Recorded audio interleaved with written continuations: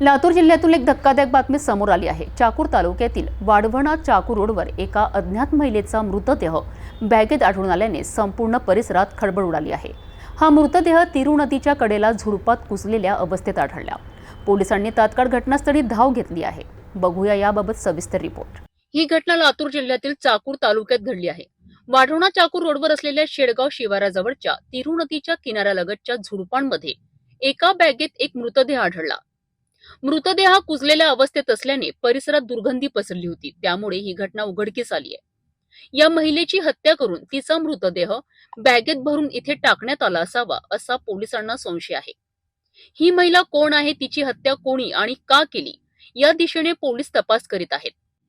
घटनास्थळी फॉरेन्सिक टीमला पाचारण करण्यात आले आहे। या घटनेमुळे संपूर्ण परिसरात भीतीचे वातावरण आहे। दक्षिणेस चैतन्य माधवराव पाटील यांची शेतजमीन आहे, तर उत्तरेस संजय गंगाधर पाटील यांची शेतजमीन दिसून येत आहे।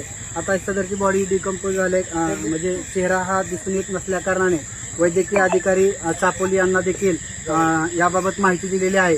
परंतु अंधार झाल्या कारणाने व सविस्तर त्याचा इन्क्वेस्ट पंचनामा करणे असल्याने व त्याचबरोबर पुढील प्रक्रिया करणे PM वगैरे करणे असल्या कारणाने PSC चापोली येथे सदरची बॉडी घेऊन जात आहोत आणि त्या ठिकाणी पुढील कारवाई करण्याची तजवीज ठेवलेली आहे। या घटनेमागील सत्य लवकरच समोर येईल अशी आशा आहे। या गुन्ह्याचा तपास पोलीस करीत आहेत आणि लवकरच आरोपींना पकडतील अशी अपेक्षा आहे।